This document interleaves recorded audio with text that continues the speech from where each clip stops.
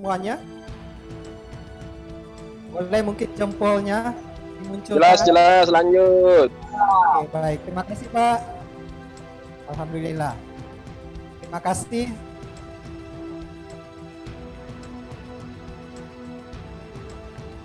Dan sekali lagi kami informasikan kepada Bapak Ibu, bagi Bapak Ibu nanti yang aktif, kita akan memberikan door prize pada saat sesi acara selesai, dan nanti pastinya akan diumumkan di grup WhatsApp bagi Bapak Ibu nanti yang akan mendapatkan door prize.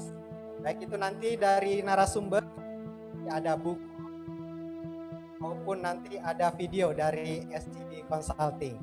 Jadi silakan Bapak Ibu yang aktif pada hari ini, kita akan menilai siapa yang aktif, baik itu mulai dari membuka videonya, bahkan yang aktif bertanya pada saat session ada pertanyaan akhir nanti.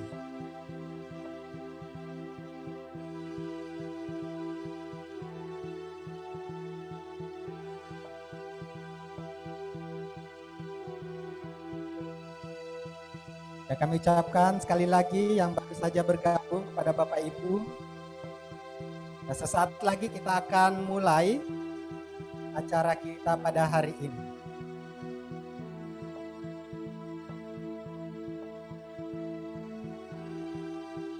Ya, boleh sambil menunggu para peserta yang akan bergabung, silahkan juga Bapak Ibu. Boleh kita saling berkenalan satu dengan yang lain. Boleh di chat room Zoom-nya, boleh kita saling berkenalan juga di sini dulu, sebutkan nama, asal daerah, dan mungkin dari organisasi mana. Boleh disebutkan juga, biar kita saling menyapa, saling bersilaturahmi dengan yang lain. Baik, terima kasih Bapak Ibu yang sudah membuka videonya.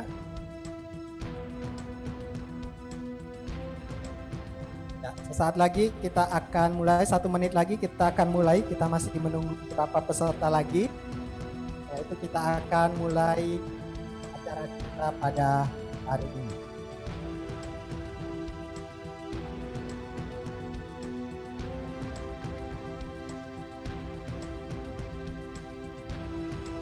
Baik, Bapak Ibu semuanya, mari sama-sama kita mulai. Bismillahirrahmanirrahim. Assalamualaikum warahmatullahi wabarakatuh. Waalaikumsalam warahmatullahi wabarakatuh. Selamat pagi, salam sejahtera untuk kita semuanya. Apa kabar semuanya Bapak Ibu? Alhamdulillah, semoga selalu dalam keadaan sehat dan penuh rasa syukur dan penuh keberkahan dari Allah Subhanahu wa Ta'ala. Baik Bapak Ibu, sebelum kita mulai, alangkah baiknya kita berdoa terlebih dahulu. Semoga Allah mudahkan, Tuhan Yang Maha Esa, memudahkan kegiatan kita pada hari ini, memberikan ilmu yang bermanfaat untuk kita dan bisa diaplikasikan dalam keluarga. Baik Bapak Ibu, sebelum kita mulai sama-sama izinkan saya untuk memimpin doa. Kita berdoa terlebih dahulu sesuai dengan keyakinan kita masing-masing. Berdoa dimulai.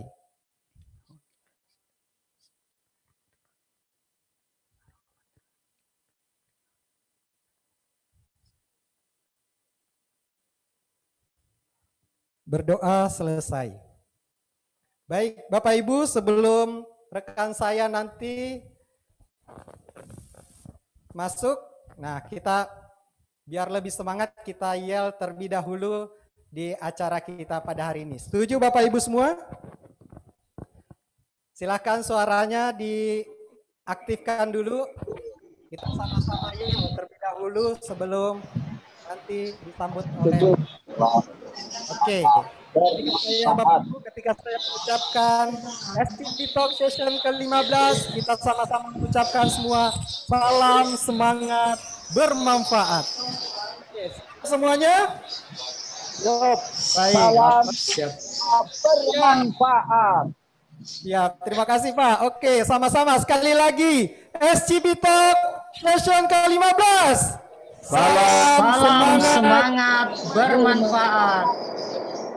Oke, terima kasih semua. Boleh berikan tepuk tangan yang paling meriah buat kita semuanya. Baik Bapak Ibu, sebelum rekan saya menyapa Bapak Ibu, beliau yang akan menjadi moderator pada session kali ini, session ke-15. Beliau adalah sahabat saya, seorang coach, seorang konsultan, salah satu konsultan terbaik di SCB Consulting. Saya perkenalkan, beliau adalah Bapak Andrian Hamzah. Assalamualaikum Pak Andri. Waalaikumsalam, Mas Zul. Alhamdulillah. Silakan Pak Andri melanjutkan di session kita kali ini, session ke-15. Terima kasih, Mas Zul. Baik, Bapak Ibu, kita mulai ya. Assalamualaikum warahmatullahi wabarakatuh. Apakah suara saya terdengar dengan jelas? Bapak Ibu boleh keluarkan jempolnya, baik manual ataupun digital. Oke, terima kasih. Sebelum dimulai, Bapak Ibu, supaya lebih interaktif, karena ini sesuatu hal yang saya yakin diperlukan oleh semua orang ya. Boleh dong videonya dimunculkan ya? Nggak apa-apa, mau sambil ngopi ya, nyemil, silakan, bebas ya, santai, relax suasananya. Karena kita akan sepertinya berbicara hal yang serius ya kalau masalah keuangan ya. Tapi kita bawa suasana dengan santai dan rileks. Baik, terima kasih sekali lagi kami ucapkan kepada Bapak Ibu yang sudah bergabung di SCB Talk Forum Session yang ke-15 ini. Atas nama SCB Consulting ya, dan founder dari SCB Consulting Bapak Dr. Agung Solihin, kami mengucapkan selamat untuk Bapak Ibu semuanya. Mudah-mudahan di sesi ini bisa membawa manfaat untuk kita semuanya. Baik, Bapak Ibu, sebelum nanti dimasuk ke narasumber, kita akan dengarkan terlebih dahulu atau melihat terlebih dahulu profil dari SCB Consulting. Mungkin Bapak Ibu ada yang baru hadir hari ini ya di sesi ke-15, kita kenalan dulu karena ada istilah tak kenal maka tak, kalau zaman dulu tak sayang ya. Sekarang tak kenal maka kita kenalan. Oke, kita kenalan dulu ya melalui sebuah tayangan multimedia berikut ini. Kita saksikan sama-sama.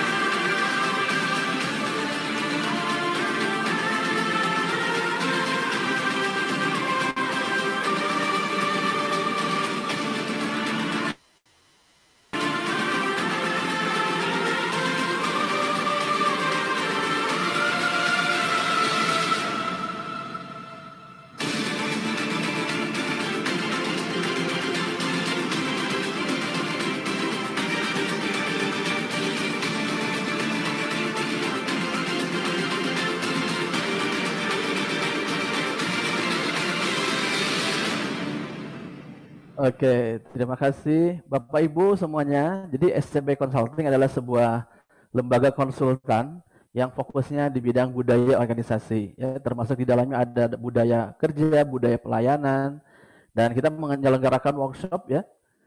Bapak Ibu semuanya, untuk sesi kali ini kita memang rutin secara hampir setiap minggu ya. Kita mengadakan SCB Talk Forum dan hari ini adalah sesi yang ke-15. Tema kita hari ini adalah perencanaan keuangan menuju keluarga sejahtera. Dan saya sampaikan Bapak Ibu sangat beruntung karena hari ini juga kita mendapatkan seorang narasumber yang luar biasa. Nanti saya akan perkenalkan ya. Sebelumnya kita akan dengarkan terlebih dahulu sambutan dari tuan rumah, chairman dan juga CEO dari SCB Consulting ya, penyelenggara dari SCB Talk Forum session ke-15 ini. Kita akan sama-sama dengarkan. Inilah sambutan dari Bapak Dr. Agung Solihin. Kita lihat sama-sama. Assalamualaikum warahmatullahi wabarakatuh. Salam sehat, salam semangat bermanfaat. Yang saya hormati narasumber kita, pembicara yang hari ini hadir di tengah-tengah kita yang luar biasa, berkenan berbagi ilmu untuk kita. Ya. Yang saya hormati juga seluruh peserta yang berkenan untuk bergabung bersama di SCB Stock Forum sesi kali ini. Bapak Ibu, perkenalkan saya Agung Solihin, Chairman dari SCB Stock Forum, di mana SCB Stock Forum ini adalah sebuah wadah untuk pembicara yang punya kompetensi, punya pengalaman yang luar biasa, yang ingin berbagi pengalamannya untuk kita semua. Dengan pasti, seluruh pembicara yang hadir di SCB Stock Forum adalah pembicara yang punya jiwa sosial yang sangat tinggi, karena mereka berkenan untuk sedekah ilmu. Dan Bapak Ibu semuanya, di SCB Stock Forum ini, saya menyampaikan bahwa tema-tema yang akan diberikan bukan hanya tema perihal tentang organisasi saja, tapi juga tentang keluarga dan juga tentang pribadi kita. Jadi 3 hal ini yang akan menjadi topik utama kita. Dan di SCB Stock Forum, saya pastikan tidak ada unsur politisnya, jadi nggak ada politik semuanya. Kenapa? Karena yang kita bangun itu adalah semangat bermanfaatnya dan energi yang positif. Targetnya adalah kita bisa melakukan perubahan bukan hanya untuk organisasi kita, tapi juga untuk keluarga kita dan juga untuk diri kita. Saya tidak berpanjang lebar Bapak Ibu semuanya, silahkan nanti Bapak Ibu mengikuti dengan seksama, dan setiap minggu sekali kita akan hadir untuk memberikan manfaat kepada Bapak Ibu semuanya. Demikian dari saya, apabila ada hal-hal yang kurang berkenan, maka kami dari tim SCB Stock Forum menyampaikan permohonan maaf. Sekali lagi, mohon maaf lahir batin. Wassalamualaikum warahmatullahi wabarakatuh. Salam semangat bermanfaat. Waalaikumsalam warahmatullahi wabarakatuh. Boleh tepuk tangan dulu dong Bapak Ibu untuk Pak Dr. Agung Solihin ya. Terima kasih. Tetap semangat ya Bapak Ibu. Tetap semangat meskipun di hari Minggu ini. Oke, kita akan lanjutkan dan hari ini saya ingin menyapa terlebih dahulu narasumber kita yang luar biasa. Tapi sebelum saya sapa, saya informasikan bagi Bapak Ibu yang nanti ingin mendapatkan hadiah dari narasumber sebuah buku tentang finansial ya, boleh dong di follow ya IG beliau atau IG SCB Consulting, yaitu Jeng_Marvi, dan atau Bapak Ibu juga boleh SCB Consulting ya, IG-nya boleh, nanti silakan membuat apa di sana, posting atau lain sebagainya. Kita akan lihat siapa yang paling menarik, kita akan berikan hadiah khusus untuk Bapak Ibu. Dan yang paling aktif nanti juga Bapak Ibu akan dapat hadiah dari SCB Consulting, yaitu video series tentang family culture. Oke ya. Nah sekarang saya akan sapa, sudah hadir. Assalamualaikum warahmatullahi wabarakatuh, Ibu Marvi. Selamat pagi. Ya, Waalaikumsalam warahmatullahi wabarakatuh. Selamat pagi. Selamat pagi, Bapak Ibu. Saya kalau memanggil beliau itu Jeng ya, Jeng Marvi. Tapi di sini Bapak Ibu boleh memanggil Mbak, boleh memanggil Ibu ya, atau manggil Jeng nggak apa-apa, Jeng Marvi. Silahkan. Bebas ya, oke. Nah, Bapak Ibu semuanya, saya akan perkenalkan, tapi sebelum saya perkenalkan, saya mau cerita dulu ya, kenapa hari ini penting. Jadi ceritanya begini, Bapak Ibu, saya punya dua orang sahabat. Jadi sahabat saya ini yang satu dia bekerja di sebuah perusahaan multinational company yang penghasilannya setiap bulan itu lebih dari 40 juta.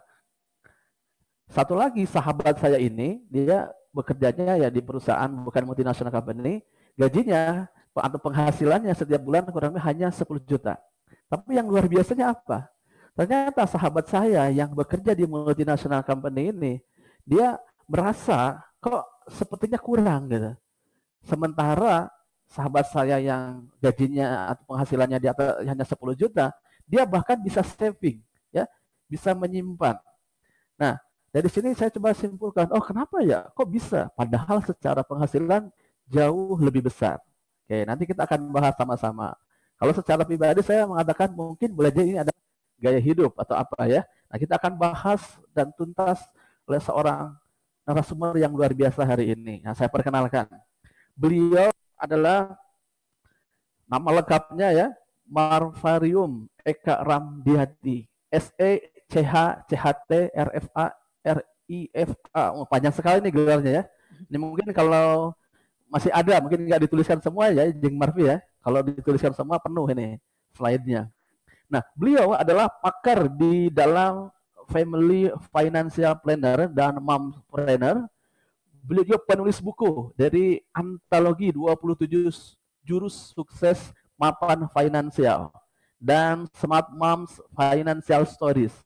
Beliau juga Bapak Ibu founder atau pendiri dari Oase Consulting, ya, partner dari Aidil Akbar Majid dan partner. Kemudian juga beliau sudah certified Bapak Ibu dari IARFC atau sertifikasi dari Himpunan Profesional Perencana Keuangan Internasional. Jadi sudah level internasional ini. Kemudian juga beliau dapat gelar RFA dan RIFA untuk perencanaan keuangan syariah. Oke, dan juga beliau ini kontributor dari detik.com ya tentang finansial. Baik, kita akan langsung saja saya serahkan. Tapi sebelumnya biar semangat, boleh dong sekali lagi yang belum munculkan video, boleh videonya dimunculkan ya, supaya dapat kesempatan mendapatkan hadiah. Dan kita ya dulu, boleh dibuka mute-nya dibuka dulu Bapak Ibu. Kita ya dulu yang semangat ya, sebelum disapa oleh Jeng Marvi. Siap semuanya yang kompak. STB Talk Forum Session 15. Salam semangat bermanfaat. Lagi sekali lagi ya, semangat. Ayo, yang masih tidur bangun. Siap. STB Talk Forum Session 15. Salam semangat bermanfaat. Semuanya jempolnya keluarga. Nanti Bapak Ibu kalau mau ada pertanyaan boleh di chat dulu ya atau secara live nanti. Oke, langsung saja. Silakan Jeng Marvi untuk menyampaikan materinya pagi hari ini. Assalamualaikum warahmatullahi wabarakatuh. Waalaikumsalam warahmatullahi wabarakatuh. Sehat semuanya Bapak-bapak, Ibu-ibu? Sehat. Sehat jasmani? Sehat rohani? Sehat. Sehat kantongnya juga Bapak-bapak, Ibu-ibu? Kalau kantong ini senyum semuanya ya. Baru tanggal 8 ya Bapak-bapak, Ibu-ibu ya. Masih panjang perjalanan di bulan ini nih. Ya. Sambil menunggu saya share screen dulu. Terima kasih. Terima kasih Pak Adrian atas kesempatannya dan Pak Zulkarnain. Mohon maaf. Nah, pada pagi hari ini saya diberikan kesempatan untuk berbagi. Kita sama-sama belajar ya Bapak-bapak, Ibu-ibu ya tentang bagaimana mengatur perencanaan keuangan menuju keluarga sejahtera gitu. Karena banyak orang-orang yang bergaji puluhan juta, bahkan ratusan juta, ternyata pola hidupnya, gaya hidupnya juga tidak seindah yang dibayangkan oleh kita semuanya. Oke, kita masuk ke materi.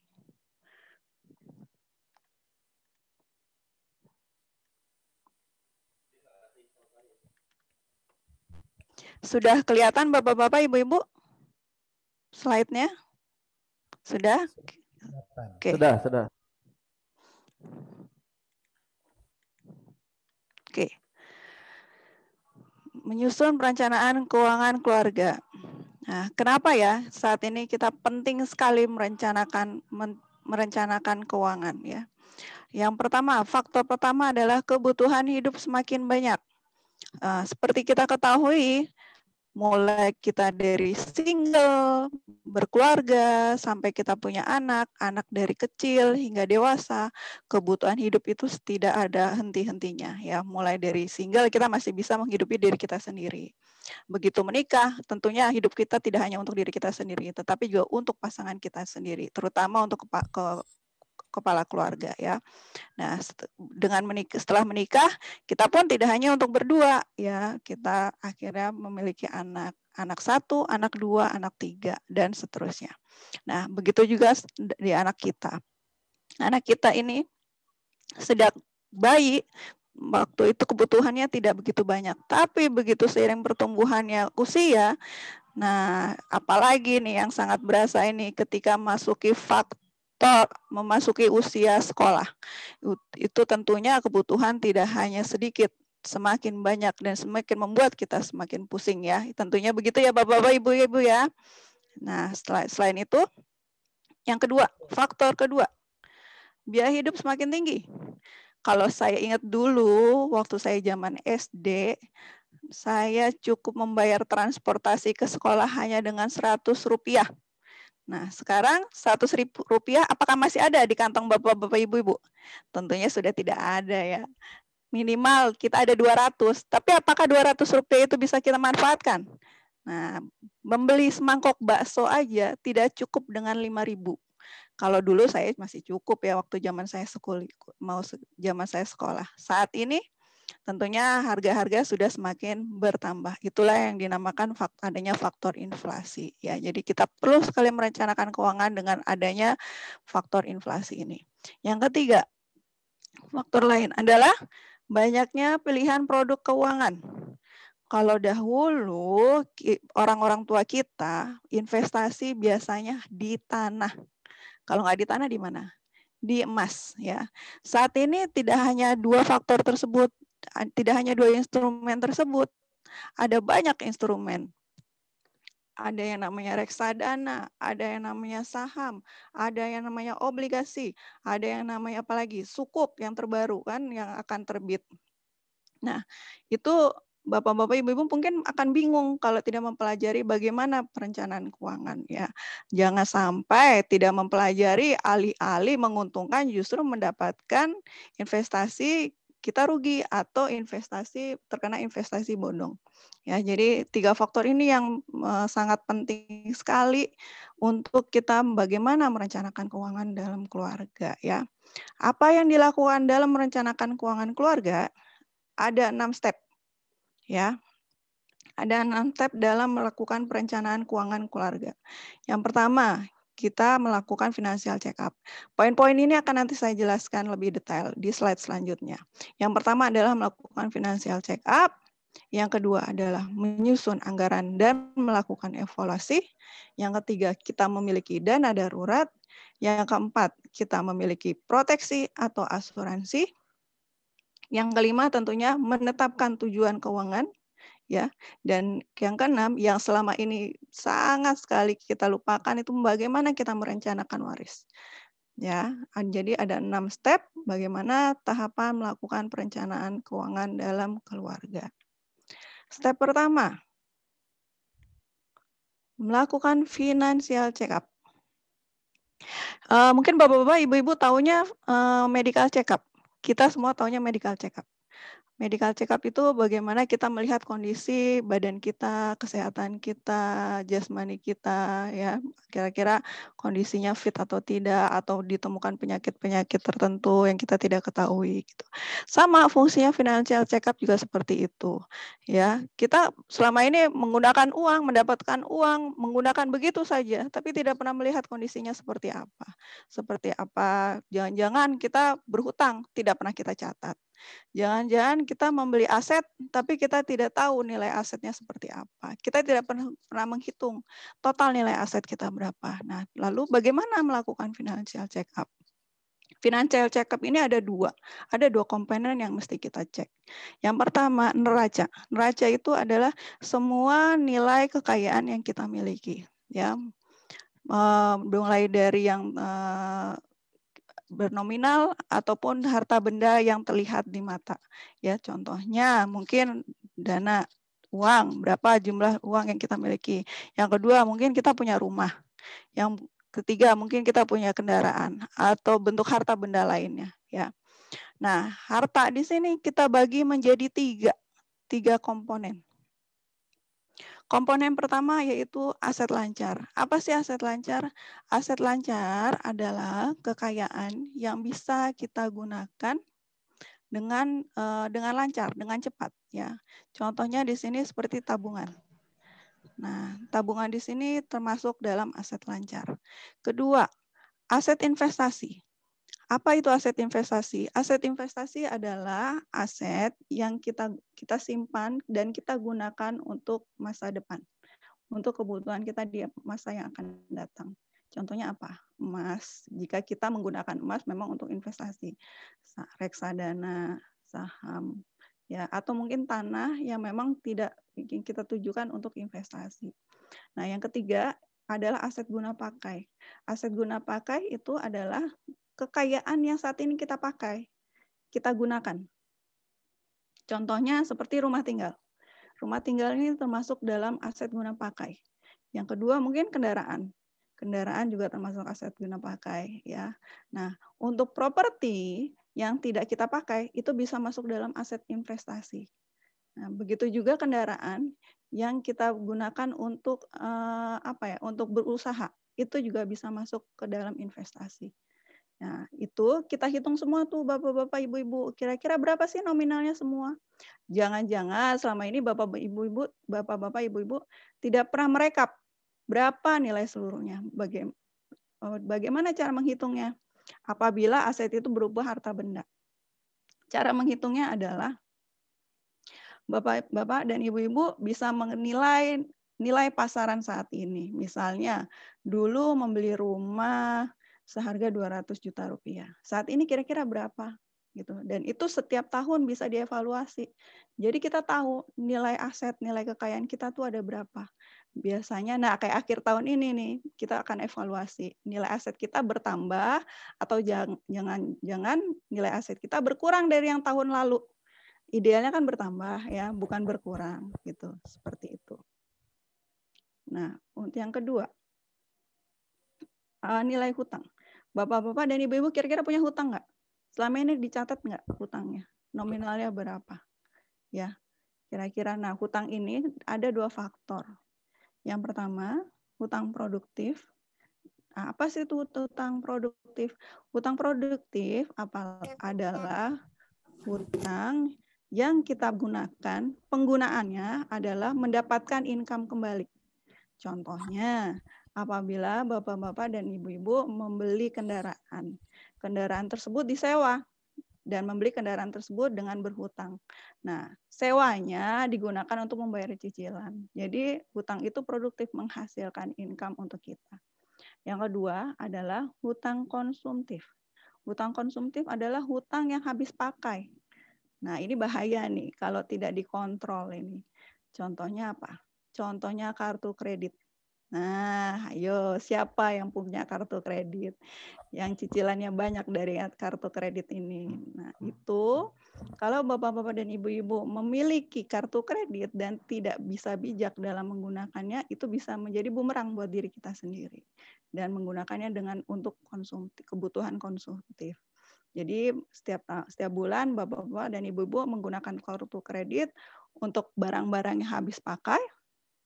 Nah, lama-lama akan bertumpuk. Inilah menjadi kebiasaan yang tidak baik. Sebenarnya boleh nggak sih menggunakan kartu kredit? Kartu kredit itu boleh, asalkan dibayarkan di akhir bulan, tidak menumpuk sehingga hutangnya akan bertambah setiap waktu, gitu ya. Nah, ini dihitung nih, kira-kira harta dan hutang bapak-bapak dan ibu-ibu nih lebih banyak mana? Harta atau hutang? Ya, akan sangat bahaya apabila lebih banyak hutang daripada harta. Ini menjadi warning yang pertama ya. Nah, karena tentunya kehidupan kita ke depan akan bermasalah. Kalau harta atau hutang sama itu juga sebenarnya termasuk tidak sehat. Ya, yang sehat dikatakan sehat itu adalah harta lebih besar dari hutang. Jadi artinya apabila suatu saat bapak-bapak dan ibu-ibu harus membayar semua hutang, bapak-bapak dan ibu-ibu masih bisa hidup dari sisa harta yang dimiliki. Ya, jadi dikatakan sehat apabila harta lebih besar dari hutang. Ini financial check up yang pertama. Yang kedua dari mana ya? Yang kedua dari cash flow kita.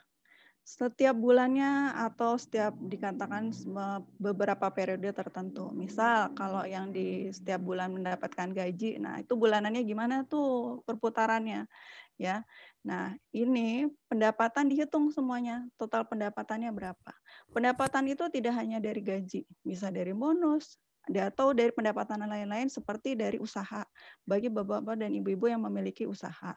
Itu dihitung berapa per bulannya dibandingkan dengan konsumsi. Nah, ini biasanya jarang sekali dicatat sama orang-orang masyarakat pada umumnya. Sehingga kita tidak mengetahui berapa semua nilai uang yang kita habiskan dari tiap bulan. Akibatnya ya seperti tanggal 8 sekarang ini udah kantong udah tipis gitu kan ya. Nah, idealnya dicatat. Nah, kalau udah dicatat kita mengetahui berapa nilai konsumsi kita, berapa nilai pengeluaran kita gitu kan ya. Nah, itu dibandingkan nilai pendapatan dan nilai konsumsi pengeluaran lebih banyak mana ya? Pendapatan atau pengeluaran? Biasanya yang tidak mencatat tanpa disadari itu pengeluarannya lebih banyak. Nah, akibatnya apa? Akibatnya berhutang. Ya, ini yang harus kita hindari bersama-sama. Seperti tadi cerita Pak Adrian misalnya. Nah, konsumsi pendapatannya 40 juta, konsumsinya juga 40 juta gitu kan.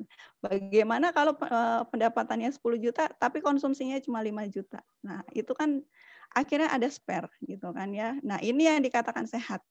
Pendapatan lebih besar daripada pengeluaran ya. Kalau pendapatan lebih kecil dari pengeluaran, ini udah warning nih, udah lampu merah nih. Nah, sedangkan pendapatan sama dengan pengeluaran itu udah lampu kuning. Jadi harus bagaimanapun juga harus ada yang disisihkan untuk masa depan. Nah, kalau pendapatan lebih besar dari pengeluaran, kita memiliki disposable income. Apa itu disposable income? Artinya ada dana yang bisa kita gunakan untuk tujuan-tujuan kita, tujuan-tujuan keuangan kita. Tidak hanya untuk konsumsi kita di bulan tersebut. Gitu ya. Ini kita hitung seperti apa tiap bulannya, dan itu tidak hanya dilakukan sekali dua kali, tapi berperiode. Ya, misalnya di awal bulan dihitung seperti apa, buat anggarannya. Nah, selama sebulan kita catat, di akhir bulan kita evaluasi. Setelah dievaluasi, kita lakukan lagi anggaran lagi. Nah, ini kalau pendapatan lebih kecil dari pengeluaran sangat bisa ketahuan gitu seperti apa dan bisa dilakukan perbaikan-perbaikan ya. Jadi bagaimana kita mengurangi sebisa mungkin mengurangi hutang ya. Ini financial check up. Nah, setelah melakukan financial check up, nah ini adalah contoh anggaran. Bagaimana kita membuat anggaran? Ternyata tidak di perusahaan aja yang membutuhkan anggaran, tapi diri kita sendiri atau rumah tangga itu juga membutuhkan anggaran belanja. Ya, tidak hanya negara aja yang mempunyai anggaran, tapi kita juga secara personal kita harus punya anggaran. Seperti apa anggaran kita? Ini adalah contoh anggaran yang saya berikan. Pertama ada listrik, ada PDAM, ada gas, ada telepon rumah, pulsa, BBM, beras, dan kebutuhan lainnya. Nah, anggaran ini kita evaluasi. Ya, setiap akhir bulan kita evaluasi. Lalu kita bikin anggaran lagi. Nah, seperti apa ada ideal anggaran yang kita buat adalah ini. Kita pisahkan menjadi 3 komponen. Ya, biaya hidup, cicilan, hutang, dan untuk investasi. Jadi dicatat biaya hidupnya berapa, cicilan hutangnya berapa, investasinya berapa ya. Ini harus benar-benar dipisahkan mana yang kebutuhan sama yang keinginan. Ya, apa sih yang membedakan kebutuhan dan keinginan? Kebutuhan itu adalah semua yang kita butuhkan, yang kita contoh simpel ya. Makan adalah kebutuhan. Tapi di mana kita makan itu adalah keinginan. Kalau makan kita belanja di rumah itu kebutuhan. Tapi kalau kita ingin makan di restoran, restoran yang kelasnya ya lumayan, itu adalah keinginan. Begitu juga dengan pakaian. Pakaian adalah kebutuhan, tapi seperti apa keinginan? Nah, membeli pakaian yang branded. Nah, itu adalah keinginan. Ya. Setelah disusun anggaran, nanti dievaluasi setiap bulan seperti itu periodenya. Ya, idealnya seberapa persen ya anggaran yang kita miliki setiap bulannya ini. Idealnya tabungan minimal kita menyisihkan 10%. Ya. Bolehkah lebih? Wah, boleh sekali. Kalau kurang, itu harus dievaluasi. Nah, yang kedua adalah bayar hutang. Idealnya berapa sih hutang maksimal? Di 30%. Kalau lebih, itu juga harus diwaspadai. Nah, kalau kurang, itu bagus ya, sangat baik. Nah, sisanya baru kita sisihkan buat operasional. Idealnya 50%. Ya, jadi tabungan itu bukan di akhir. Menyisihkan tabungan itu bukan di akhir. Menyisihkan tabungan itu di awal. Yang di awal bulan ya. Kita pisahkan terlebih dahulu. Yang di akhir itu kita sisihkan untuk operasional. Jadi kalau budget gaji saya misalnya 5 juta, tabungan saya 1 juta, cicilan saya 2 juta, operasional saya 3 juta, ya 3 juta itu. Jangan sampai nanti kurang ya. Nah, itu harus benar-benar dihitung tuh berapa nilai nominalnya. Setelah membuat cash flow, lalu apa? Dana darurat. Dana darurat ini ibaratnya kita punya kotak P3K. Ya, kalau kita ada yang luka, kita mengeluarkan kotak P3K. Sama dengan dana darurat. Dana darurat ini kalau kita ada kejadian-kejadian yang sangat mendadak, seperti rumah atap bocor, ada saudara atau orang tua sakit, ya. Atau mungkin yang saat ini di masa pandemi yang membutuhkan dana darurat adalah apabila ada PHK atau pengurangan gaji. Itulah manfaatnya dana darurat. Berapa idealnya dana darurat? Nah, untuk bapak-bapak dan ibu-ibu yang masih single, idealnya minimal 3 bulan biaya hidup. Yang kedua, untuk yang menikah dengan 1 tanggungan, itu idealnya 6 bulan biaya hidup. Yang ketiga, bagaimana dengan memiliki 2 tanggungan? Idealnya 1 tahun biaya hidup. Nah, ini dari biaya hidup ya, bukan dari gaji yang kita peroleh. Jadi kalau bapak-bapak dan ibu-ibu mendapatkan gaji 10 juta, biaya hidupnya 5 juta, maka dana yang disiapkan adalah 5 juta dikali berapa? Kalau menikah, 1 tanggungan 5 juta dikali 6 bulan. Jadi 30 juta. Untuk dana daruratnya. Tuh, selain dana darurat, apalagi? Proteksi atau asuransi. Proteksi atau asuransi ini seperti kita menggunakan helm kalau kita naik motor, ya, mengurangi resiko kecelakaan kalau naik motor. Nah, begitu juga dengan asuransi. Asuransi ini mengurangi resiko terhadap resiko-resiko keuangan kita, ya. Apabila ada masalah dengan keuangan kita. Apa aja asuransi yang kemungkinan kita bisa butuhkan, ya. Yang pertama, asuransi kesehatan. Nah, kita nggak perlu khawatir ya, saat ini asuransi kesehatan sudah di-cover oleh BPJS Kesehatan. Nah, yang kedua adalah asuransi jiwa. Asuransi jiwa itu gunanya adalah apabila kepala rumah tangga atau yang mengurangi resiko yang menghasilkan income, tiba-tiba terjadi sesuatu yang tidak kita inginkan. Lalu bagaimana dengan keturunan-keturunannya? Itu yang diperlukan untuk asuransi jiwa. Ya. Yang ketiga, asuransi umum. Asuransi umum ini bermacam-macam. Ada kendaraan, ada rumah tinggal, bahkan sekarang ada asuransi handphone. Ya, semakin banyak produk-produk keuangan. Jadi itu jenis asuransi umum. Yang dibutuhkan kita terutama adalah asuransi kesehatan dan asuransi jiwa. Nah, asuransi jiwa ini sangat perlu buat yang sudah berkeluarga. Bagaimana kalau saya single? Nah, kalau saya single, tidak menanggung biaya hidup untuk diri sendiri, itu belum perlu asuransi jiwa. Tapi, kalau dia single menghidupi orang tua, itu seyogyanya memiliki asuransi jiwa. Ya. Nah, asuransi jiwa ini idealnya dimiliki oleh kepala rumah tangga untuk menjaga apabila ada risiko keberlangsungan keluarganya, masa depan income keluarganya, penghidupan keluarganya. Nah, ini seperti apa? Bagaimana tips memilih asuransi jiwa?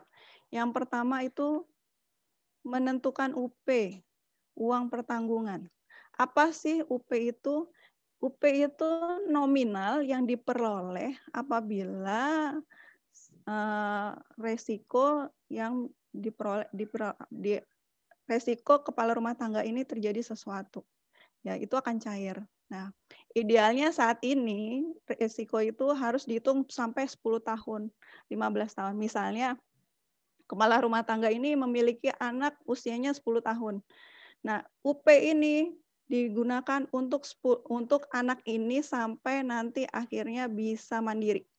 Jadi untuk 10 tahun. Jadi idealnya itu nilainya bukan hanya 100, 200 juta gitu. Tapi udah mungkin 1 miliar, 2 miliar. Jadi 10 tahun ini apabila kita terjadi apa-apa ini bisa anak keturunan kita itu masih bisa sekolah, masih bisa makan, masih bisa punya tempat tinggal. Nah, yang kedua, idealnya dipisahkan dengan investasi. Kenapa dipisahkan? Karena iurannya akan lebih ringan. Walaupun nilai nominalnya nanti akan ya mungkin ya namanya risiko asuransi ya akan hilang, tapi nominalnya akan lebih ringan dibandingin dicampur dengan investasi.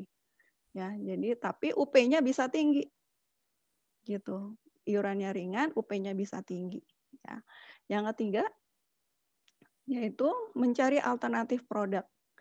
Jadi jangan hanya asuransi saat ini yang banyak kejadian itu adalah karena teman, karena ditawarin, karena tidak enak.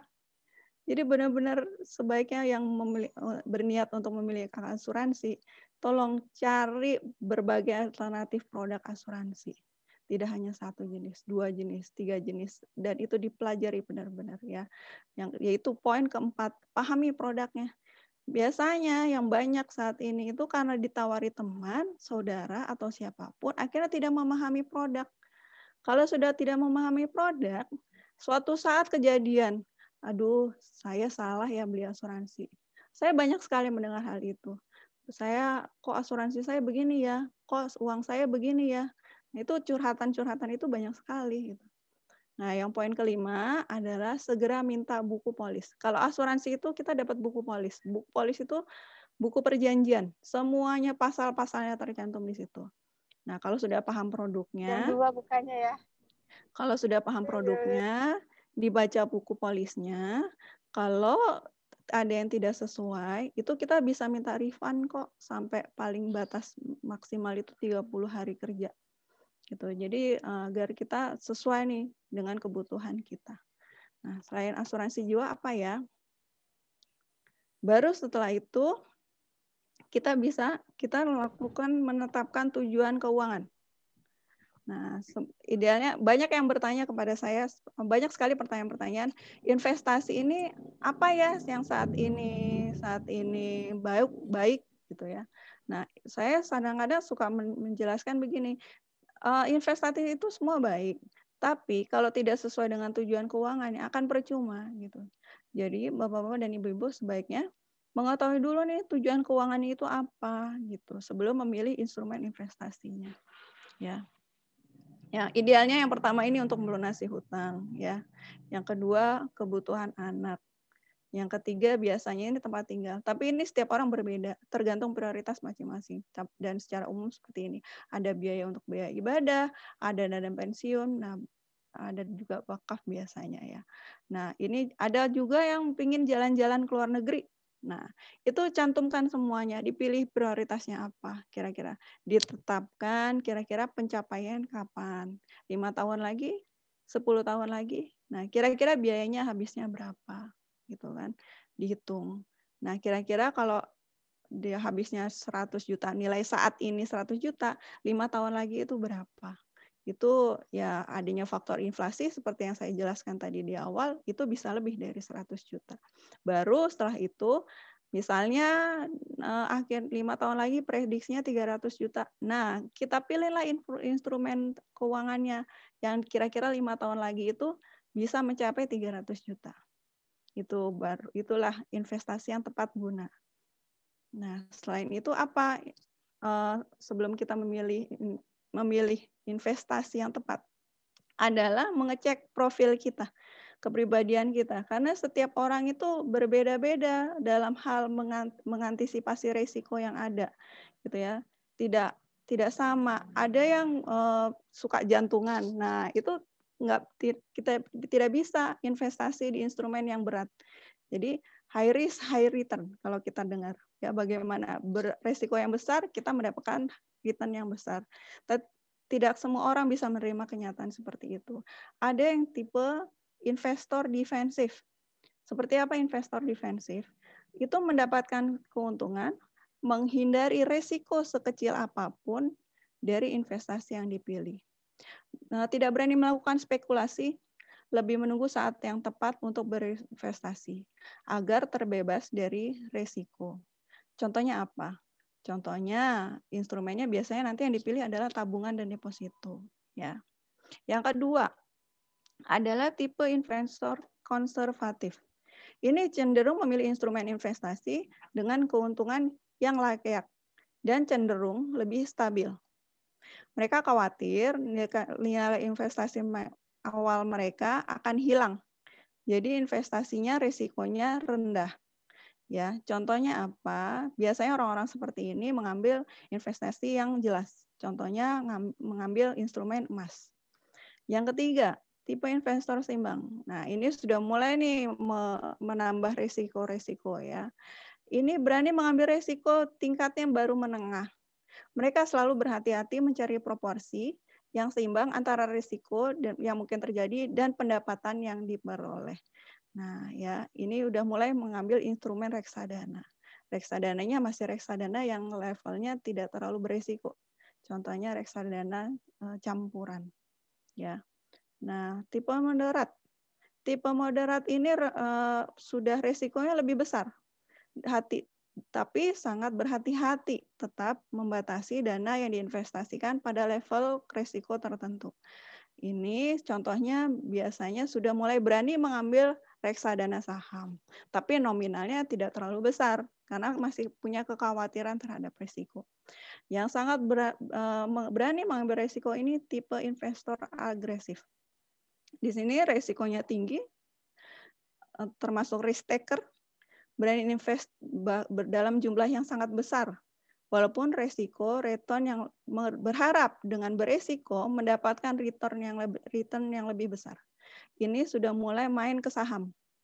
Nah, tipe investor seperti ini sudah berani main ke saham. Nah, Bapak-bapak dan Ibu-ibu, sebelum memilih instrumen investasi, pertama tadi selain menetapkan tujuan keuangan, dicek dulu resikonya termasuk yang mana. Jangan-jangan nanti kita salah. Karena kita salah, kita tidak siap mengambil instrumen yang beresiko gitu. Karena tidak ada yang instan, imbal hasil yang instan itu tidak ada. Alih-alih kita berharap imbal hasil yang instan, akhirnya banyak tuh yang saat ini korban-korban investasi bodong. Nah, itu yang harus kita antisipasi. Setelah itu, berikut adalah pilihan instrumen keuangan. Ada emas, untuk perbankan ada tabungan, deposito, pasar modal ini ada saham, reksadana, lain-lain ini ada obligasi dan pasar uang. Terakhir kemarin saya ada launching sukuk. Itu sukuk apa? Itu sama juga dengan obligasi, cuma dalam hal syariahnya. Ini tips memilih investasi. Ya, selain dua hal yang tadi, tujuan keuangan dan juga profil risiko, bagaimana kita memilih investasi? Yang pertama, kita mencari informasi sebanyak-banyaknya. Ya, informasi itu luas. Kita pelajari bentuk investasinya seperti apa. Yang kedua, kita pelajari skemanya. Keuntungannya itu seperti apa. Kira-kira kalau menghasilkan keuntungan 10%, 10%-nya ini dari mana ya? Gitu. Ya, itu dipelajari skemanya. Yang ketiga, tentunya ada kelengkapan izin dari perusahaannya. Ya, jangan sampai kita terkena investasi bodong. Yang keempat, diverifikasi juga informasi ke OJK. Kalau kita masih belum yakin, kita bisa kok mencari informasi di OJK. Apakah perusahaan atau investasi tersebut benar atau tidak terdaftar di OJK. Ya, yang kelima, ini yang sering menjadi korban investasi bodong adalah ragu menolak dari orang terdekat.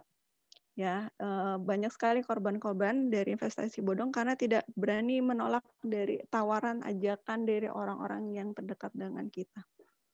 Yang keenam tentunya, setelah kita memutuskan mengambil investasi tersebut, kita pelajari perjanjiannya seperti apa, sesuai atau tidak dari yang sebelumnya.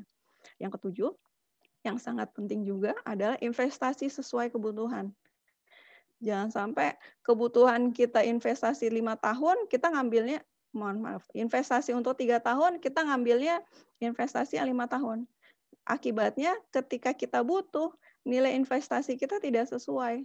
Aduh, saya rugi nih investasi di sini, saya nggak bisa nih ngambil buat bayar sekolah. Nah, itu karena apa? Biasanya karena salah ambil instrumen investasi. Seperti itu. Nah, yang tidak pernah lupa adalah, yang selalu lupa orang-orang kita siapkan adalah bagaimana merencanakan waris. Sama halnya seperti asuransi. Ya, untuk keluarga kita, ini untuk keluarga kita tersayang, untuk orang-orang yang kita cintai, bagaimana mereka supaya bisa tetap hidup apabila suatu saat kita tidak bisa memberikan income lagi, ya. Nah, itu karena kita terlebih dahulu dipanggil oleh pencipta. Nah, itu perlu apa? Kita harus menyiapkan, merencanakan waris.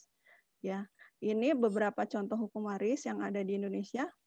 Ada hukum waris perdata, biasanya berlaku untuk agama non-Islam. Ada Kitab Undang-Undang Hukum Perdata KUHP pasal 830 sampai 1130. Yang kedua, kita yang memiliki adat istiadat yang sangat banyak, itu masih berlaku hukum waris norma sesuai dengan norma dan adat istiadat. Ya, seperti tahu kita suku Batak, suku Padang, suku di Bali, suku di Lombok, itu masing-masing suku biasanya memiliki hukum waris tersendiri. Yang ketiga, ini ada hukum waris Islam. Hukum waris Islam itu jelas tercantum di Quran Surat An-Nisa ayat 11 sampai 12. Itu. Jadi inilah perencanaan keuangan secara komprehensif yang kita bisa terapkan, yang idealnya kita lakukan untuk kebaikan kita semua. Jadi bisa hidup tidak hanya untuk hidup saat ini, untuk tahun depan, untuk menengah, dan bahkan sampai kita tidak ada lagi mungkin apabila kita terlebih dahulu dipanggil oleh Sang Pencipta, sehingga keluarga kita masih bisa hidup dengan layak. Demikian pemaparan dari saya. Terima kasih. Semoga bermanfaat buat kita semua. Be smart, wealthy today, and achieve a financial freedom. Saya kembalikan ke Pak Adrian. Assalamualaikum warahmatullahi wabarakatuh. Waalaikumsalam warahmatullahi wabarakatuh. Terima kasih Bu Marvi. Boleh dong Bapak Ibu berikan jempolnya dulu untuk narasumber kita yang luar biasa ya. Tepuk tangan dulu boleh ya. Makasih. Ini semakin menarik nih Pak Zul. Ada hal-hal baru mungkin yang baru kita ketahui juga ya tentang bagaimana pelaksanaan keuangan. Baik, Bapak Ibu sebelum dilanjutkan ke sesi tanya jawab, kita tetap semangat ya. Ya dulu kita Pak Zul. Oke, siap Pak Andri. Kita yel. Ya dulu yang semangat, dibuka mute Bapak Ibu. Kita yel. Oke, siap. Yang kompak sama-sama SCB Talk Forum Session 15. Salam semangat bermanfaat.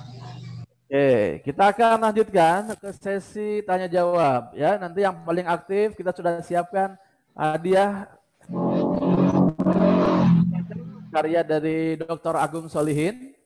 Ya, Bapak Ibu jangan lupa yang belum follow IG-nya Jeng Marvi dan SMK Konsulting, silakan punya kesempatan mendapatkan buku dari Jeng Marvi. Baik. Kita akan buka sesi pertanyaan. Ada yang ingin bertanya secara langsung boleh? Silahkan angkat tangannya. Raise your hand. Silakan. Ada yang ingin bertanya secara langsung ke Mbak Mervi? Ada? Ayo, siapa? Kita sama-sama belajar dan bertanya kepada ahlinya. Silakan. Siapa saja?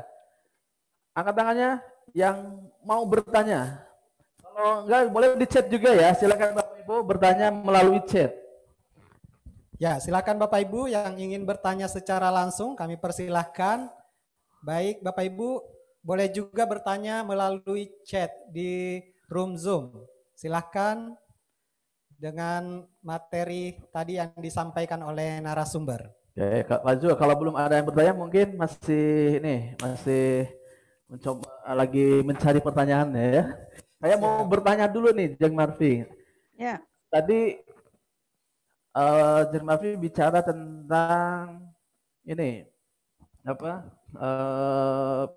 perencanaan dana darurat ya. Ya. Nah, dana darurat ini apakah diambil dari tabungan atau khusus atau seperti apa ya, Bang Arfi? Saya masih ingin mendalami lebih lanjut lagi tentang dana darurat ini.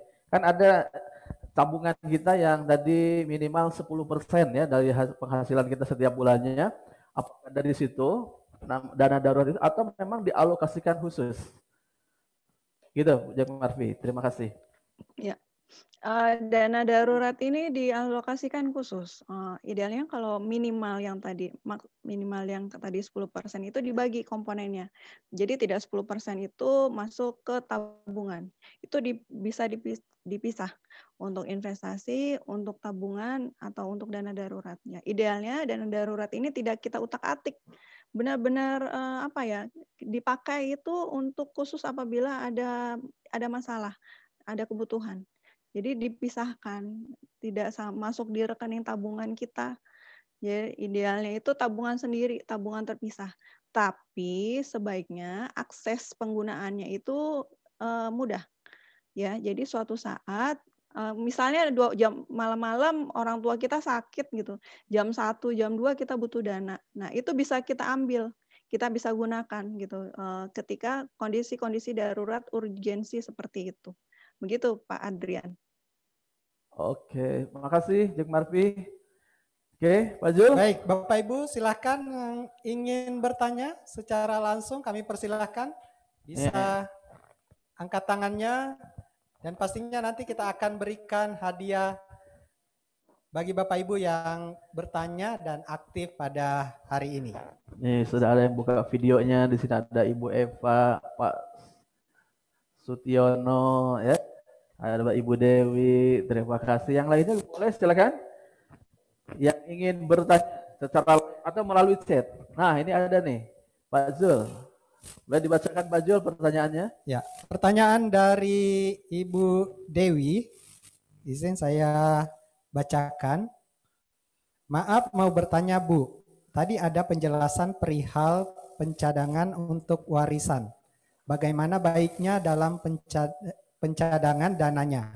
Apakah sumber dana sendiri atau bagaimana? Terima kasih. Oke.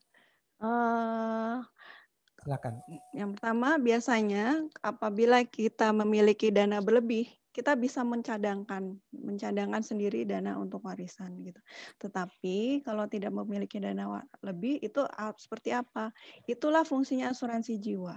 Gitu. Jadi bagaimana ketika kita tidak ada kita mendapatkan dana lebih. Asuransi jiwa ini Bapak-bapak dan Ibu-ibu untuk informasinya setiap bulan kita membayar berapa, ya itu kan sangat ringan tuh biasanya nominalnya ya nggak sampai berapa juta gitu.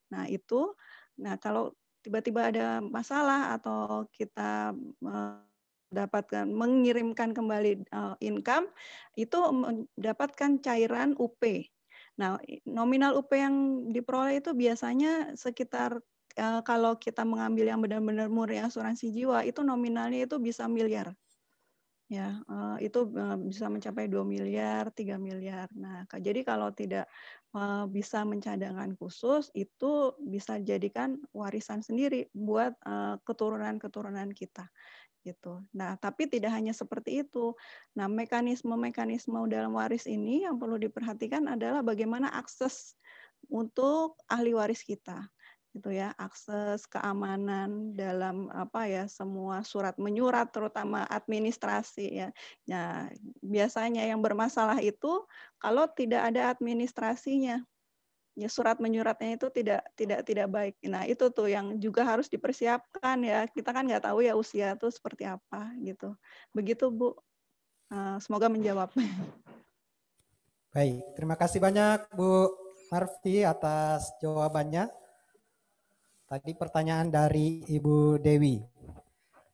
Mungkin ada lagi Bapak Ibu yang ingin bertanya secara langsung, kami persilahkan. Tadi ada yang angkat tangan. Nah, Kak Rido di situ tulisannya ya. Pratama. Kak Rido. Silakan Kak Rido. Baik, Assalamualaikum warahmatullahi wabarakatuh. Waalaikumsalam warahmatullahi wabarakatuh. Terima kasih Bu Marfi. Saya ingin menanyakan 2 pertanyaan. Yang pertama, karena saya masih istilahnya umurnya di bawah 30 tahun, bagaimana sih, tadi kan katanya ada inflasi kan, menurut Bu Marfi hari ini harga 100 juta, mungkin 5 tahun itu gara-gara inflasi, nilai yang akan kita tuju tuh lebih bisa dari 300 juta. Nah, kira-kira cara menghitung inflasi yang tepat itu gimana ya untuk di Indonesia? Itu yang pertama. Nah, dan yang kedua, ketika kita ingin mendepositokan tabungan kita, kira-kira mana sih yang baik menurut Bu Marfi itu bank yang akan kita tuju? Soalnya kan kita baru-baru aja dapat berita minggu ini ada satu nasabah yang uangnya itu disampai dilarikan sama ketua cabangnya. Ini kan berarti keamanan keuangan nasabah itu kan nggak terjamin ya. Belum lagi yang kasus-kasus asuransi kita yang memang membuat khawatir. Nah, gimana solusi menurut Bu Marfi nih sebagai perencana keuangan menentukan untuk tujuan-tujuan keuangan kita yang baik untuk menyimpan uang kita itu. Jadi saya sih bingung karena permasalahan di negeri ini gitu. Itu aja sih. Terima kasih. Oke.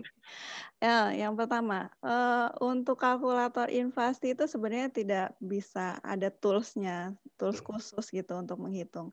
Tapi bagi kami perencana keuangan kita menggunakan dasar riset. Menggunakan asumsi-asumsi tertentu. Contoh ya, dalam menghitung dana pendidikan, kita menggunakan asumsi inflasi di 15%. Jadi kalau saat ini nilai kuliah itu bisa sampai 100 juta, kira-kira 5 tahun lagi dasarnya berapa? Dihitung 15%. Nah, kita asumsinya.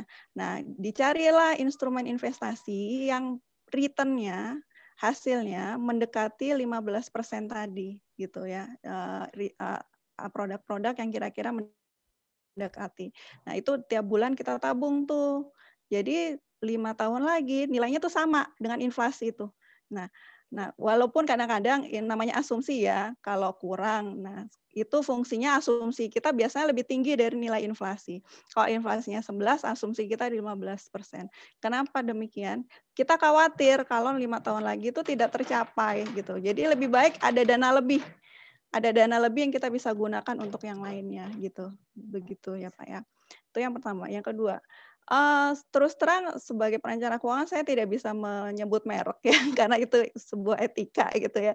Jadi tapi yang jelas untuk nama-nama bank itu semua sekarang sudah ada OJK yang mengatur semuanya. Jadi kalau ada permasalahan, ada pengaduan, Bapak bisa mengadukan langsung ke OJK gitu. Jadi kayak kasus yang sekarang pun kan itu akhirnya diurus atau permasalahan tersebut sampai ke OJK dan ke Satgas sampai ke polisi karena mungkin itu ada hubungan-hubungan khusus ya, kita tidak sesuai dengan karena ada oknum ya, tidak sesuai, bukan berarti satu oknum terus akhirnya semua lembaga bermasalah, tidak seperti itu. Seperti itu ya Pak ya, semoga menjawab. Siap. Baik, terima kasih banyak Kak Rido atas pertanyaannya tadi dan Bu Marfi atas jawabannya. Mudah-mudahan mendapatkan solusi ya Pak. Baik, mungkin ada lagi yang bisa mau bertanya secara langsung? Saya mau bertanya Pak, dengan Ibu Lilis dari Bekasi. Silakan Bu Lilis. Silakan Bu Lilis. Silakan Bu. Assalamualaikum warahmatullahi wabarakatuh. Waalaikumsalam warahmatullahi wabarakatuh. Ini satu webinar yang amat sangat berharga sekali tentunya bagi saya. Ada 2 pertanyaan, tadi juga saya sudah sempat follow IG-nya Bu Marfi. Terima kasih Bu Lilis. Terima kasih. Ya, baik. mau bertanya pertama, mungkin ada tips dan trik untuk bisa mungkin seperti tadi sampaikan di awal tuh memedical check up kan keuangan kita ya Bu ya. Mungkin ada tips-tips sendiri supaya kita bisa mengetahui oh ternyata kita ada di posisi keuangannya sakit atau mungkin sehat gitu atau mungkin sudah kritis kayak gitu. Apakah ada tips-tips yang bisa sederhana bisa kita terapkan gitu, tanpa harus melihat beberapa aspek yang lain. Itu yang pertama. Yang kedua mungkin kebetulan ada bisnis di rumah itu kayak semacam rental mobil gitu Bu. Nah apakah kalau kita mempergunakan unit seperti tadi yang dibilang ada aset bergerak gitu ya, ada hutang yang hutang yang bukan konsumtif gitu. Nah itu apakah menghasilkan atau tidak, dan kalaupun tidak seperti apa gitu. Mungkin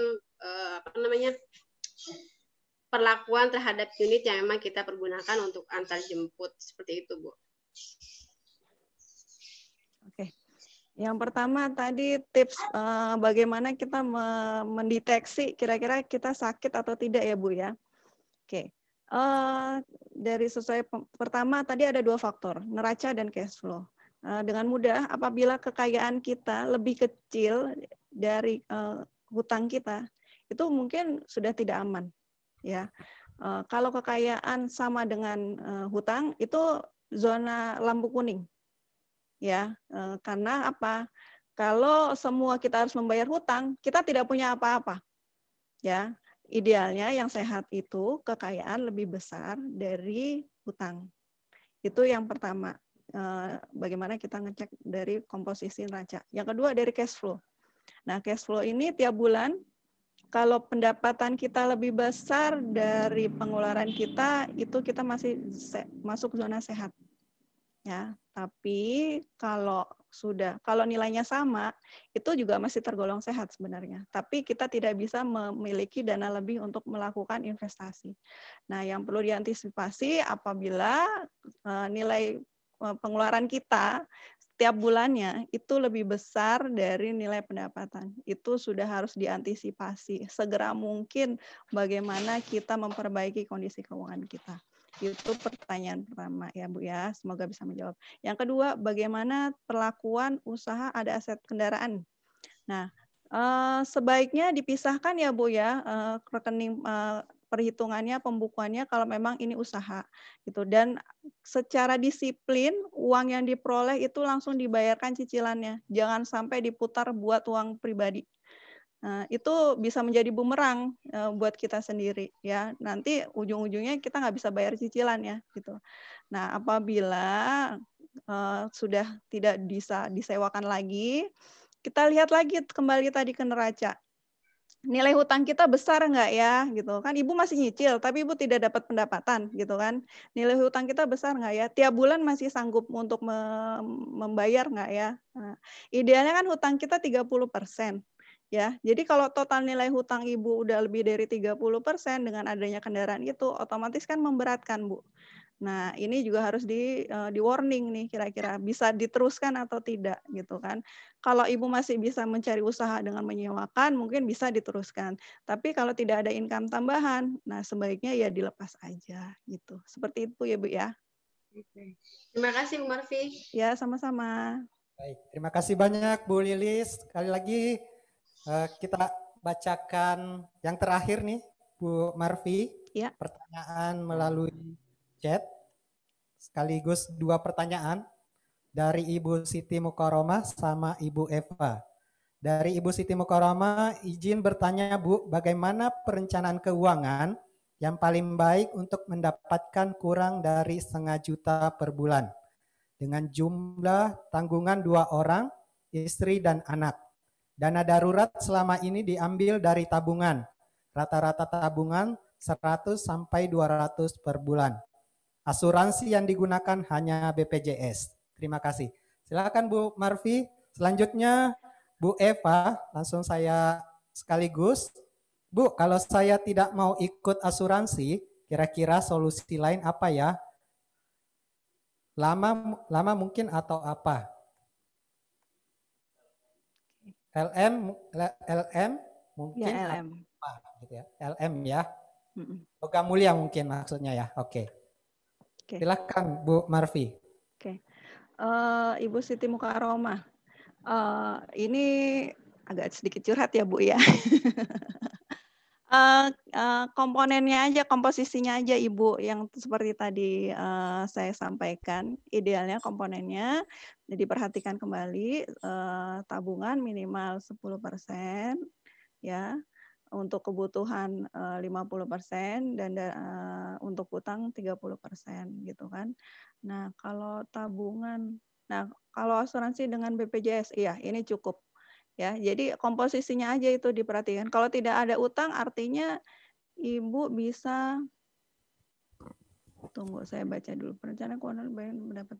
Kalau tidak ada utang, otomatis nilai operasional Ibu bisa lebih menggunakan itu Bu, gitu. Jadi tabungannya bisa ditambah atau operasionalnya bisa ditambah. Jadi komposisinya aja yang bisa diperhatikan. Begitu ya Pak Zulkifli. Untuk pertanyaan selanjutnya. Dari Bu Eva. Nah, Ibu Eva, Bu kalau tidak ikut asuransi solusi lain. Sah-sah saja kalau memang Ibu tidak ingin ikut asuransi, tapi ada cadangan dana yang mesti Ibu siapkan gitu. Dan itu sifatnya liquid ya Bu ya. Ya LM bisa jadi alternatif. Ya, jadi tapi resiko-resiko yang apabila seharusnya keuntungan yang diperoleh dengan adanya asuransi, Ibu tidak mendapatkan gitu. Jadi akibatnya dana Ibu yang siapkan harus lebih besar gitu. Dengan dengan tabungan Ibu sendiri, dengan income Ibu sendiri gitu. Seperti itu, Pak. Baik, terima kasih banyak Bu atas jawabannya dan pertanyaannya. Ya, Pak Andri, betul. rasa-rasanya mungkin masih ada yang ingin bertanya. Atau mungkin ada, boleh satu lagi yang ingin bertanya? Secara langsung? Live? Kalau ada, kalau tidak ada, ini sudah hampir selesai waktu kita. Betul, Oke. Pak Andri. Kalau tidak ada, Bapak Ibu, terima kasih yang sudah bertanya ya, dan juga yang sudah hadir di session 15 ini. Oke, sebelum nanti kita akhiri, kita dengarkan terlebih dahulu closing statement dari Bu Marfi. Silakan, Bu Marfi. Oke, dari saya jumlah income bukanlah segala-galanya, tapi bagaimana kita menggunakan income yang kita peroleh, kita syukuri kepada Tuhan Yang Maha Esa, kita habiskan dengan bijak, tentunya akan sangat membantu kita dalam mencapai keluarga sejahtera. Ya, dari saya cukup, terima kasih semuanya atas kesempatannya. Assalamualaikum warahmatullahi wabarakatuh. Waalaikumsalam warahmatullahi wabarakatuh. Berikan plus yang paling meriah sekali lagi buat Bu Marfi atas materinya hari ini di session ke-15. Ya. Dan Bapak Ibu yang saya hormati, salam dari Dr. Agung Solihin. Sedianya beliau menyampaikan closing statement, tapi ada kegiatan lain ya. Salam dari beliau. Bapak Ibu semuanya, jangan lupa nanti kita akan pilih ya siapa yang mendapatkan giveaway di grup. Kita akan mengumumkan siapa yang mendapatkan buku tentang financial planner. Dan nanti Bu Marfi, iya, bukunya apakah kalau ada yang ingin memperoleh seperti apa caranya? Cukup follow IG saya, nanti DM via IG aja kalau berminat terhadap buku yang ada gift juga kalau Bapak membeli buku kami. Nanti saya kasih konsultasi financial check up gratis. Wow, luar biasa. Silakan Bapak Ibu, silakan follow IG dari jeng.marfi ya. _Marfi atau SCB Consulting. Jadi silakan Bapak Ibu follow IG-nya dan dapatkan nanti buku serta konsultasi gratis dari Bu Marfi. Kata rasa Pak Jul ya. Jadi terima kasih semuanya Bapak Ibu semua. Sampai jumpa lagi di Talk Forum yang ke-16. Sebelum kita akhiri, kita foto bersama. Boleh, silahkan Bapak Ibu. Videonya Bapak Ibu, kita foto bersama. Sama-sama. Buka videonya, silakan. Kita akan foto bersama. Ayo dibuka videonya. Yes, wah, Pak Ahmad Tarmizi, terima kasih sudah dibuka. Kita foto bersama ya. Ada lagi, silakan. Oke, ya Kak Rido, terima kasih sudah dibuka videonya. Kita foto bersama dulu. Siap Pak Jul, silakan Pak Jul. Ya, silakan Bapak Ibu. Silakan senyumnya. Oke, semuanya 1, 2. Senyum dulu. Senyum dulu. 1, 2, 3. Tahan. Oke. Kedua, gaya kedua. Ketika kami mengucapkan dor 3 kali, semuanya gitu ya. Oke, ekspresi, Bebas, bebas. Ya, siap. Oke. 1, 2, 3, dor. Terima kasih banyak Bapak Ibu atas kesempatan kehadirannya di SCB Talk session ke-15 hari ini. Insya Allah kita akan berjumpa kembali di acara session ke-16. Oke, kita komunikasi nanti di grup ya. Betul. Untuk pemenang dan lain sebagainya. Sampai jumpa, saya Andrian Hamzah. Saya dengan Zulkifli mengucapkan terima kasih banyak kepada Bapak Ibu. Mohon maaf dan lahir dan batin. Salam semangat bermanfaat. Billahi taufiq wal hidayah.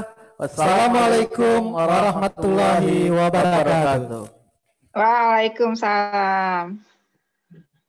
Terima kasih semuanya Bapak Ibu. Jika Bapak Ibu ada keperluan, kami persilahkan untuk bisa leave dari grup Zoom ini. Terima kasih Bu Yana.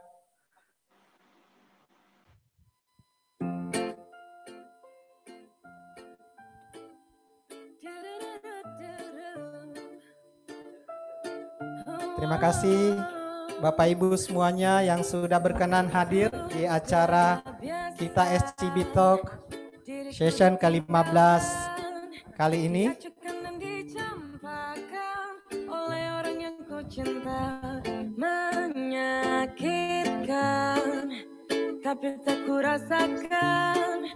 Ku pasrahkan semua pada Tuhan yang telah mengatur semua jalanku dan juga. Ya, sekali lagi kami ucapkan terima kasih kepada Bapak Ibu yang sudah bergabung. Ya, kita akan berjumpa kembali di acara SCB Talk session ke-16. Nanti kita akan informasikan untuk kegiatan kita selanjutnya.